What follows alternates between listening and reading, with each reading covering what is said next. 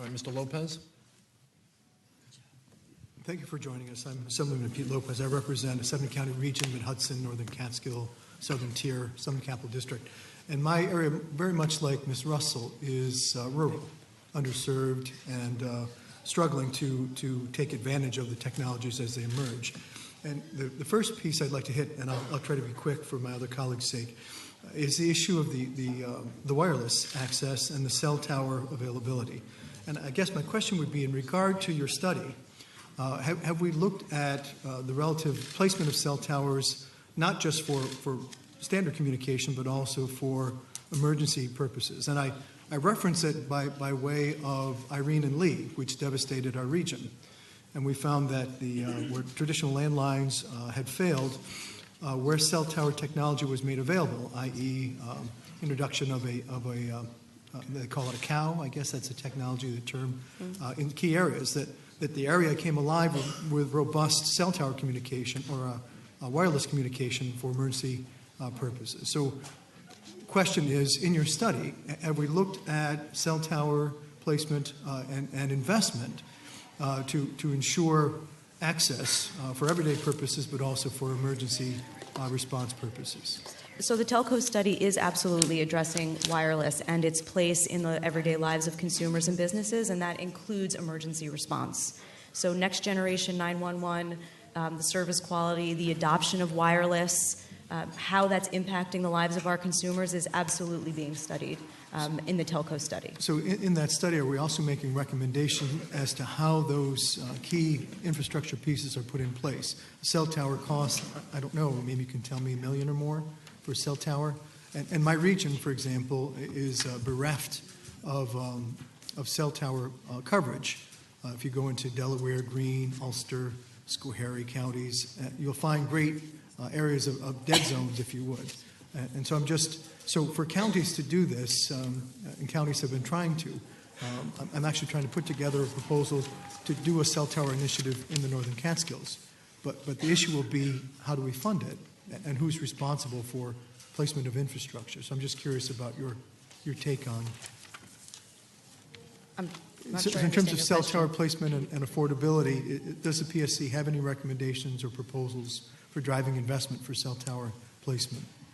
Currently, our regulation of wireless is suspended, but that said, we are assessing and evaluating the wireless service and how it impacts the services available to our consumers. So I do think it is a very important issue that we should take a further look at. We can work with you on that.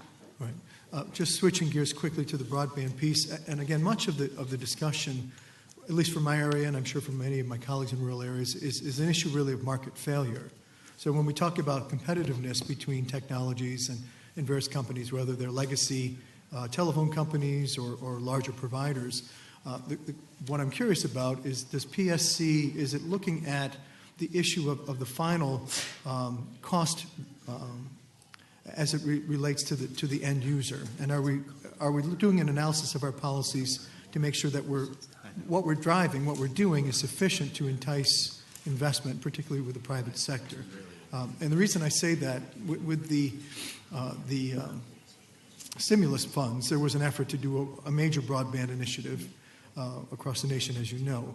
We had a number of providers who applied, and then in some cases, some who turned the money away because there were too many strings attached, or they couldn't meet the upfront costs for investment on their own.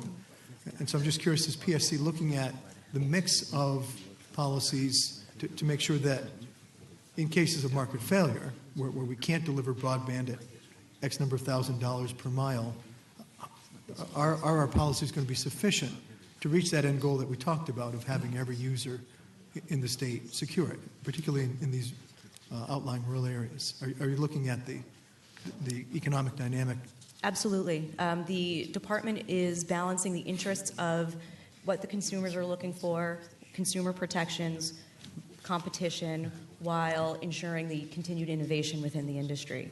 And those all will be taken into consideration as we evaluate our policies going forward, making sure consumers are getting the services that they want and need at an affordable price, while incenting the marketplace to continue to innovate and compete. So just to cap that off, so as we look at this initiative that we're rolling out with the governor's office, Are we convinced, I say public service convinced, that the method, the procedure, the flow of funds will be sufficient to achieve this end goal by the date stated? I believe that the Broadband Program Office's grant guidelines and the applications that they're moving forward with will be a success. Thank you. Thank you, Chairman. Mr. McLaughlin? Thank you, and thank you for being here. As you can see, when you have a room full of legislators like this, it's a pretty big issue in a room full of people. This is one of the biggest issues facing all of us here in New York, whether we are in the city of New York or up in the rural upstate area that many of us represent. And you can hear, I think, some of the frustration in our voices that when we're reading things in testimony and then hearing something that doesn't seem to add up, it gets us a little frustrated. So I want to hit on a few things that my colleague, Assemblywoman Russell, just hit on. You talked about 2018, and your testimony says that the largest and most ambitious state broadband initiative in the nation to ensure, which to me means guarantee, to ensure every New Yorker has access to high-speed internet by the end of 2018. And then we hear that, well, there's a ramp-up period. That's not what your testimony indicates. And shouldn't the ramp-up period have been from 2014 kind of ending in 2018, which is a 4-year? That's a heck of a lot of ramp-up. And what I'm getting at is I don't see any way that this is going to be met, and I think you just alluded to that when you said that there's a ramp-up period. So am I wrong? Are we going to meet the goal by 2018, or am I right in saying that we're going to then have another 4-year ramp-up period? So the new New York Broadband Program Office, their goal is to get high-speed broadband to the underserved and unserved New Yorkers, and their goal is to get there by 2018. The ramp-up period that we were talking about earlier has to do specific to the merger. The 145,000 line extensions that were a condition of the approval, that is the 4-year ramp-up for that particular line extension condition in the merger. And those two things together are where we're talking about getting to the unserved and underserved portions of the state. So the goal is by 2018 that those 145,000 line extensions will be done? The 2018, the goal of having the unserved and underserved served by 2018 is a goal of the new New York Broadband Program Office. The 145,000 line extensions is a condition of the merger approval that was before the Public Service Commission. You understand that there's a difference in what your testimony is and what you're saying? No, the 2018 was talking, that date is the new New York Broadband Program. It's the largest and most ambitious state broadband initiative, and the goal is to get to the unserved and underserved. That the Broadband Program Office's goal is that. The 145,000 line extensions, it has to do with the PSC's approval of the merger. The 145,000 line extensions, can you explain to all of us what that is? Is that 145,000 households, like each household is a line, or are these feeder lines that then households tap into? And what is that, the 145,000? Premises? Yeah, it's residential. Okay. You're just looking at the actual order, so I can read that for you. It is an additional 145,000 unserved download speeds of 0 to 24.9 megabits and underserved download speeds of 25 to 99 megabits residential housing units and or businesses within 4 years of the close of the transaction. So within 4 years, and I think you said New York is putting up how much, $5 billion, or matching that? What's the cost of the 145,000? That is a cost that's borne by the company. Okay. So that's 145,000 households. Housing units, yes. In a state of 19 million people. Well, it's in the franchise area. Mm-hmm. So, we've been talking about 100 megabytes and 300 megabytes. I have folks sitting in this room that would be happy with 15 megabytes. They'd be happy with anything. And the reason that I'm frustrated is that I serve those areas, and their kids are economically and educationally disadvantaged in the extreme by not being able to get this broadband service. And I just think we're moving way too slow. I don't live in a particularly rural area. There is no Fios out there. They don't even bother to lay the lines. So, or run the broadband. It's just not there. And I'm basically part of the city of Troy. So it just seems like in the past 4 years, or 3 years, 2 years even, how much, do you have any data on how much the broadband service has increased for the people of New York? We do. I mean, Okay. we do know that, I'm just going to flip back to my testimony for a second. Back in about a decade ago, there was about 2 million broadband connections, and as of 2013, that number was up to 19 million. So that's a very 19. high level, a high level estimate of the numbers of broadband connections. How many are currently without in the state? I don't have that number here. We don't know how many are not currently served by broadband? I just don't have the number. I don't know sitting here. I can definitely get back to you with that specific detail. Okay. I'm happy to do that. What are the enforceable conditions? What are the penalties? We have goals, right? What are the steps and the penalties if these are not met? Are they monetary? They got to be monetary penalties, right? Well, they're monetary, always, and some are self-effectuating. So let me give you a couple examples. And I just want to make a point. The 145 is a 4-year, I don't want to say goal, it's a requirement. And if they can do it faster, that's fantastic that they're meeting it earlier. When we have a commission order, the provisions of the Public Service Law, specifically Section 25, authorizes the commission to bring action in a civil court against any entity who's violated a commission order, which is why, if you look at the order, the Appendix A is 7 pages of conditions for the merger transaction, specifically because we wanted to be very specific and articulate in enlisting those conditions, because it is through those conditions that we have an enforceable action under Public Service Law 25 to bring the company to court for a monetary penalty. That penalty is $100,000 a day for every day that the company stands in violation of a commission order. The second type of condition in the Appendix A to the merger order is self-effectuating, and that deals with customer service. So in the order, it says the company has to improve over a 4-year period customer service performance on the cable side, which is what we track. And in that case, if they miss the target, there's an interim target and then a final target. Any miss of either one of those constitutes a $2.5 million quote penalty that the company needs to reinvest in its customer service. Last question. The 145,000 goal, you said that was over a 4-year span. When did the clock start? The clock starts at the close of the transaction. Okay. Thank you.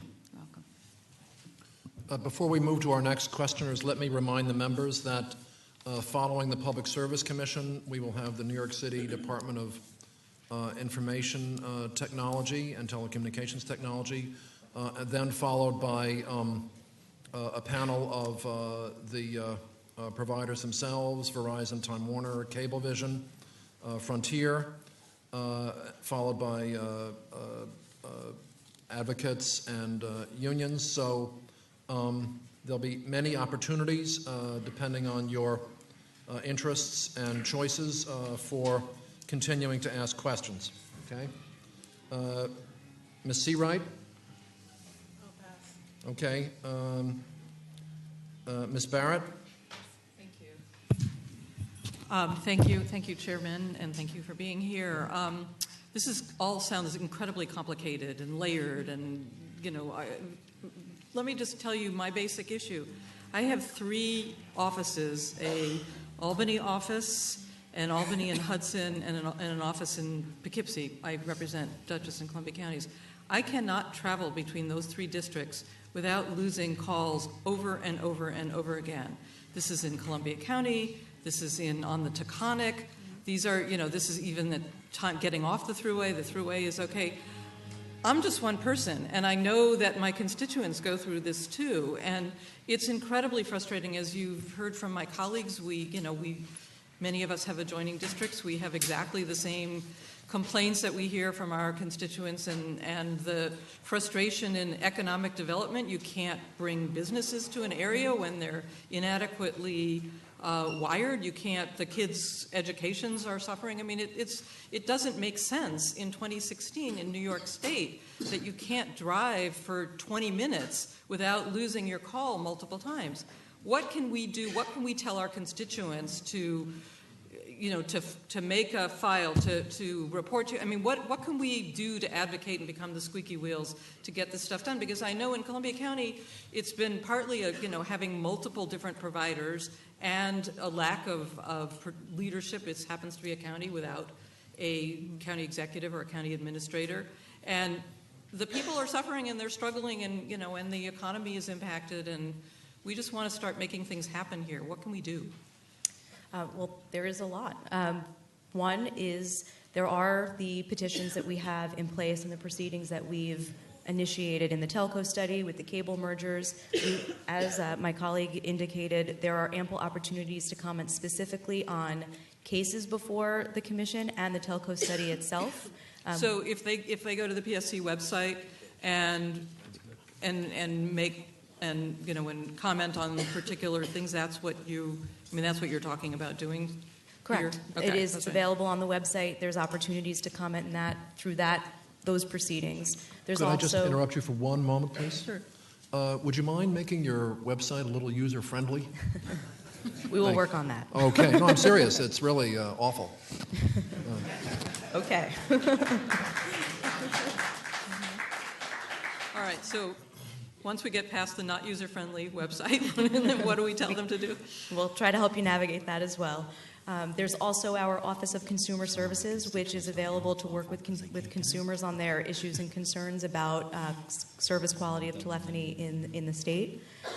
So there's another opportunity for consumers to interact directly with the commission or the department on their issues. Mm-hmm. So those would be your two recommendations. For the Because initial I know the outreach- hearings, I mean, people came out to the hearings, those are not happening anymore, so. No, well, there is also the technical conferences that we've scheduled for downstate at the end of February that are in connection with the telco study. There's also, I believe we'll be scheduling some public statement hearings on the upcoming merger of Cablevision and Altice. So there are additional opportunities for public and physical participation in conferences and public statement hearings, and those are noticed on our website as well, hopefully very clearly. Okay, thank you. Mr. Walter? Thank you, Chairman. When we talk about the enforceable conditions, which you say have a value of about $1.1 billion, and expanding access into areas where it's not necessarily economically self-sustainable, how are we preventing, and what power do you have to ensure that existing customers, say in my district, aren't negatively impacted through the rates that they're paying? I'm not sure. So there's a cost. These economic conditions, these conditions, these enforceable conditions, there's a cost to the company. Now, in order to offset that cost, they're going to possibly raise rates to their existing customers. Do you take that into consideration when you're figuring out these enforceable conditions? And what power do you have to make sure that that doesn't happen? Well, we do take into consideration affordable service in our review of mergers, and it's an important component of the department's assessments generally. Historically and traditionally, we've relied on competition to maintain affordable and adequate pricing. To the extent that competition is changing because of the changing landscape, that's an issue that is being directly addressed in the telco study, and whether or not the commission has an additional role to take in light of that changing landscape. And there's a condition in the merger order that requires the company to retain the Time Warner product offerings both on standalone and bundled products for a 3-year period without any material change meant to deter customer engagement and enrollment. Second, the $14.99, which is one of the most popular programs out there, has to be retained for a 3-year period with also a 2-year consecutive period for new enrollment. And lastly, Assemblymember, the best way we drive price, cost, and containment is by driving competition. And some of the program parameters that are in the order are designed to do that. Okay, thank you. Mr. Simanowicz? So two quick things. if it's on. I'll project. So in your testimony, you talk about a little over a decade ago, there were 12 million traditional landlines, and now we're down to 3 million. How much of that is because copper's not being supported anymore or fixed? There's a number of reasons why people are migrating. There is competition, and people are migrating to competitive landline. I get it, but how much of it is because they're being left with no choice? I mean, there are a lot of people who like the traditional copper line because it provides its own electric source. They don't have to worry about I mean, I know people who have FiOS or who have triple play and keep their landline in case of a hurricane or a microburst or a power outage or any number of things, but they're being told that, sorry, you're out of luck. You got to get, you got to get fiber, which maybe you can get an 8-hour backup battery. In today's day and age, an 8-hour backup battery is nowhere near enough. But, so is there any sort of indication as to how many of those people are being forced to make the transition? Especially amongst our senior population who, I mean, that's one of the chief complaints I get in my district, especially from people who are being told, well, we're not fixing copper, and we don't necessarily have the FiOS set up yet, so we'll set up some sort of cell service in your house temporarily, and one day when we get around to doing it, even though maybe you don't have cable, you're not interested in cable, you're sort of like in the deep end of the pool without knowing what's going on. So in the context of a required network transition from copper to a more modern network like fiber, the requirements are that a comparable service be maintained. So you can't force someone from copper to a non-comparable service. And there are FCC and other regulations around those kinds of required network transitions. There's a lot of anxiety about the power backup issue that copper does not require the battery backup and FiOS may. There's also a lot of reliability issues with copper, particularly with inundation of water and flooding, which was a big concern with the Superstorm Sandy, with Hurricane Irene. Water is a big issue, and copper is less resilient than fiber in the face of water inundation. So there is a lot of anxiety around the transition from copper to fiber and the backup associated with that. And we recognize that anxiety. Again, the FCC does have requirements for 8-hour battery backup. Verizon is offering a 24-hour backup, and I believe some of the technology has advanced to the point where even after that battery backup is expired, the equipment can use D-cell batteries to extend the life of those batteries. So there are a lot of requirements around the mandatory transitions from copper to fiber to ensure that there's a comparable, reliable service that's being continued. Okay, and just one last question in relation to the merger. You spent some time talking about the PSC, requiring that they demonstrate some sort of public interest. Did that only revolve around broadband service, or was anything else looked at? I know you point to a $1.1 billion investment, and I'm sure the investment will be made and subsequently passed on to the consumer very quickly. Otherwise, they wouldn't be making that investment. But was there any other public interest being met? Or are we looking solely at broadband service? Well, the network associated with broadband really is the network that's utilized for the cable and telephony services as well. So while we talk a lot about broadband, what we're really talking about is the network that delivers all manner of services, whether it be video/cable, voice, and internet access. So the high-speed broadband really does support the additional services that our consumers are looking for, video and telephony included. Right, but on the one hand, you're talking about creating competition or driving down costs by encouraging competition or new actors to enter the field, and on the other hand, we're talking about creating one of the largest providers in the country. So, is there a look at how this is going to impact the consumer specifically, whether it's related to their bill, related to, I mean, you know, because once you give them the approval, and if at the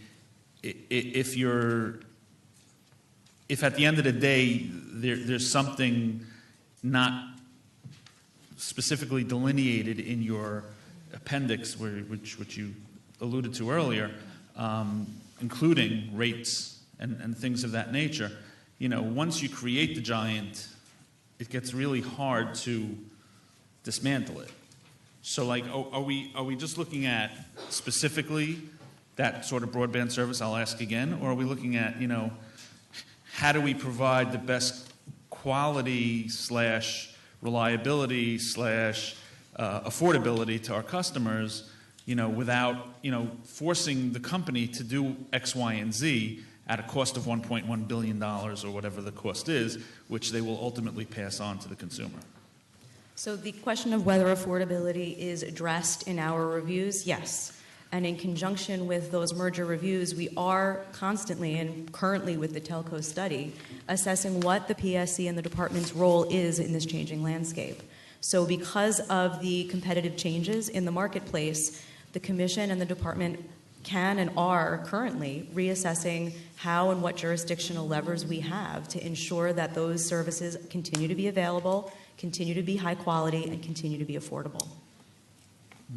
And is the PSC also looking at making sure that all communities are represented when we're talking about, you know, this merger and how it's going to benefit or impact the community, or is it specifically to underserved, underutilized districts, or underserved or unserved in general? With the merger petitions that are before us, it's limited to the franchise areas because those are the assets that are on the table in connection with the merger that we're reviewing. So we do take a look at the footprint before us in the franchise, and to the extent there are underserved or unserved components in that franchise, we also independently look at that. Okay, thank you. Other members? I'm going to conclude with one last question, and then we'll move on to our other witnesses. And we're going to get back to New York City. Okay. So let's say that the Verizon Fios product does ultimately gain some universality, okay, in New York City. And so we have the Verizon and the overlapping cable companies. So there's two companies capable of providing the triple play, and obviously consumers don't have to choose those things. They can, you know, just choose plain old telephone or whatever, standalone internet or whatever they want. But is that adequate for competitive purposes to have two companies offering these telecommunication services in terms of no regulation of pricing because there's sufficient competition between these two companies? And in antitrust analysis, you generally say, well, if four companies control 50% of the market, then you don't have enough competition. And so something has to be done to have competition, break up these companies or force divestiture in certain circumstances in order to assure that supply and demand have a equilibrium in price between, in the product that these companies are offering. So what is the Public Service Commission's viewpoint as to whether that would be adequate competition to avoid price regulation? So these are the very questions that we are addressing in the telecommunications study. Literally, the landscape of the communications industry has just changed so drastically. We initiated this teleco study in May of 2014, and in the time that it's been present, the Federal Communications Commission has completely reversed course on whether or not broadband is a regulated telecommunications service or not. So these are the very questions that we're addressing at the state level, and we're working very closely with the FCC at the federal level to determine what is competition in this converged marketplace. They're difficult questions, but there's a lot of commitment both at the state and the federal level to understand what is the best place for a regulator now and in the future. To be determined, that's the answer. Okay. All right, thank you very much for your testimony. It's much appreciated. Appreciate all the members' questions. Our next witnesses will be Brittany Saunders and Stanley Shore from the New York City Department of Information Technology and Telecommunications. Do it. Okay. Members who are sitting behind me can move forward if they wish. Mr. Schimminger is coming back. I'll be back. Yes, all right. All right. Nice to see you. Thank you. And why don't you introduce yourselves and go forward? Sure. So good You afternoon. have written testimony? Yes. Okay. It's being distributed. Oh. So Chair Brennan, good morning. I'd like to begin by thanking you for inviting the City of New York to be present this morning, or Why don't this you afternoon. pull that mic a little closer to you and speak directly into it? All right. Is that better? Much better. All right. I'd like to thank you for inviting the City of New York to be present for this afternoon's hearing and for your leadership on these important topics. My name is Brittany Saunders. I'm Deputy Counsel to the Mayor of the City of New York. I'm joined this morning by Stanley Shore, who is Assistant Commissioner for Franchise Administration at the Department of Information Technology and Telecommunications, which you referred to correctly as DO-IT. We appreciate the committee's attention to these incredibly important issues. As you are well aware, high-quality, affordable telecommunications services are pivotal for residents of the Empire State. In New York City, we face a sobering reality where access to broadband in particular is concerned. An estimated 22% of New York City households do not have internet service at home, and 36% of households before the poverty line lack residential service. The mayor is committed to ensuring universal access to affordable broadband service, which is an essential means of meeting education, health, employment, and social needs. We are creating connectivity through a combination of efforts: unprecedented investments in service in residential settings and public spaces, a new level of interagency coordination to ensure that the human, financial, physical resources of government are all aligned around the goal of universal affordable broadband, active engagement, often in partnership with other cities, around major developments in telecommunications policy, and a keen focus on accountability so that the corporations that provide telecommunications services to our residents deliver on their promises. And we are proud of what we've accomplished.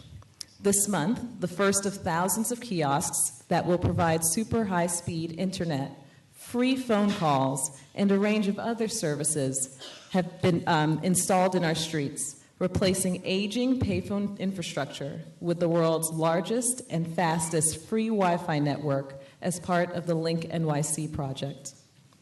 Up to $10 million will be invested in free broadband service for residents of 5 NYCHA developments across the city. These investments will benefit some 16,000 residents of the developments at Queensbridge, Red Hook, and Mott Haven. Such investments will complement the New York City Economic Development Corporation's $5.3 million effort to expand high-speed service to businesses in former industrial areas, funded with state dollars. Where accountability is concerned, we have not been shy about using our power to push for high-quality services for our residents. In fall 2014, DO-IT launched an audit of Verizon's compliance with its franchise agreement, which requires the company to make its Fios product available to all households across the 5 boroughs who request it. The audit revealed an egregious failure on behalf of the company to comply with the agreement. For example, some 75% of the more than 40,000 service requests from buildings that had not previously been wired for Fios service that were labeled outstanding as of December 31st, 2014, had been outstanding for over 1 year. These and other findings, relating to everything from infrastructure investments to documentation of service requests and complaints, have raised serious questions about whether Verizon is providing New Yorkers with meaningful service options. The city remains committed to using every lever at its disposal to ensure compliance with these franchise obligations. The audit is part of a larger effort by the city to guarantee that our franchisees fulfill their commitments to city residents. Verizon's build-out, when complete, will ensure that all New York City residents have a choice when purchasing video, telephone, and broadband services. One growing category of complaints that Do It has seen relates to the inability of residents to get Verizon Fios in their homes. There are currently 155 complaints from prospective Fios customers who are not satisfied with Verizon's progress in bringing connection to their premises. Overall, however, the number of complaints received by the city has dropped steadily over the last 5 years, with the percentage of complaints related to service levels diminishing from 69% in 2011 to 57% in 2015. As an administration that is deeply committed to ensuring universal, affordable broadband for residents, however, we attend not only to the details of individual complaints and the requirements of specific agreements with our franchisees, but also to developments of national importance in the telecommunications sector. Because we want our residents to be able to access an internet on which no form of content is prioritized over another, we weighed in favor of the reclassification of broadband as a telecommunications service, and were thrilled by the Federal Communications Commission's ultimate ruling on net neutrality. Similarly, we have advocated alongside other cities for modification and reform of the Lifeline program to ensure that critically important subsidies for low-income residents may be applied to broadband. Because we take a broad view, we are also keenly focused on the changes that are occurring in the telecommunications sector. The landscape has been rich with such developments in recent years, from mergers that threaten competition by shrinking the number of players in the field, to transactions that bring new players into our jurisdiction. We have not been afraid to scrutinize deals that appear to have problematic implications for the residents of New York City. And we have been pleased to see our advocacy on behalf of our residents yield tangible results for those across the state, as documented in the PSC's conditional approval of Time Warner Cable's transfer. This advocacy on behalf of our residents continues. Currently, we are examining Altis's bid to replace Cablevision as a cable provider in the Bronx and parts of Brooklyn. This transaction has raised many questions for New Yorkers. Altice has committed $900 million in synergies, or has committed to, rather, $900 million in synergies to its shareholders. But at what cost? Will it reduce investment in infrastructure and lower quality services for our residents? How will Altice pay for the promised fiber to the home connections? And what will the impact of the transaction be on jobs in the city? The city's Franchise and Concession Review Committee has the authority to review the transfer of Cablevision's franchise, and the administration is committed to using its full authority under the law to ensure a robust review. The New York State Public Service Commission is also reviewing this transaction, and we are pleased that the PSC has noticed hearings to take place in the Bronx and other parts of the state in the coming weeks. We encourage the Commission to subject the proposed transfer to serious scrutiny and to provide, through an open and transparent process, meaningful opportunities for residents of the city and the state to weigh in. The city continues to be grateful for its ongoing partnership with the Commission, members of the legislature, and other state partners. And as we all continue to work to ensure access to high-quality telecommunications services in the years to come, we note the following opportunities for continued collaboration. A crucial part of ensuring affordable broadband access for all is insisting on parity across the state. Cable and broadband providers in particular must be encouraged to make equitable investments in infrastructure statewide so that all residents of the Empire State may reap the many benefits of high-speed internet, no matter their zip code. We urge the Public Service Commission to review proposed mergers and other transactions, including the proposed Cablevision transfer, with an eye to parity. Similarly, we urge the Commission, in its review of this transaction, to attend to the impact of the deal on jobs across the state. Promised synergies cannot come at the cost of hardworking New Yorkers' jobs. Altice must commit to protecting existing positions. In addition, we urge state partners to use their authority to ensure accountability in this space. Anything that might be done to compel telecommunications providers to provide more and better maps and data on service availability and provision would be beneficial to residents of the city and residents of the Empire State more broadly. To that end, we would welcome further conversations with the committees about possible measures to preserve and advance universal service, protect the public safety and welfare, and ensure continued quality of telecommunications services and safeguard the rights of consumers. I wish to thank you again for inviting us here today, along with me as well as my colleague Stanley Shore, and we're eager to answer any questions that you may have. All right. Thank you. Before getting into the audit of the Verizon Fios program, I just wanted to ask you a few questions about the Altice proposed merger with Cablevision. Did you review the order of the Public Service Commission with respect to the Time Warner merger? Yes, I have. Okay. So what was your general view of the adequacy of the conditions they imposed on the new company? So I think we were pleased to see that a lot of the things that we had advocated on behalf of were reflected in that order. So, for example, the condition relating to the creation of a robust low-cost service program was something that we had felt very strongly about, because for residents of the city, even though access generally is not a question, meaning that the infrastructure runs throughout the city, there are questions about, real concerns rather, about adoption and affordability. So that low-cost service plan will make a big difference for New Yorkers. Another area where we were concerned related to customer service, and I was pleased to see that the Commission required, I think, a $50 million investment in customer service, and we were also pleased to see protections around jobs. I believe there was a condition requiring no job loss over, I think, the next 4 years, at least for customer-facing positions. So in that sense, I think we were pleased.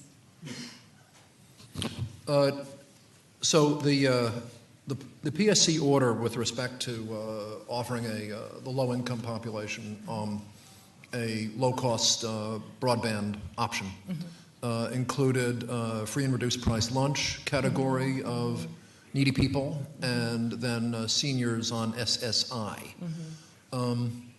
which certainly encompasses many poor people, that's true, but certainly not all of them. So the lowest income county within the city of New York is the Bronx, where Cablevision operates and provides the cable TV and other services. So are you taking a position with respect to a broader definition of who would be eligible for a low-income broadband in that proceeding? We are always eager to get service and make it available and affordable to as many New Yorkers as possible. So I think you're right to raise that point about the Bronx and about the need for perhaps an even broader set of eligibility requirements. Broader for broadband? Sorry, what was that? Never mind.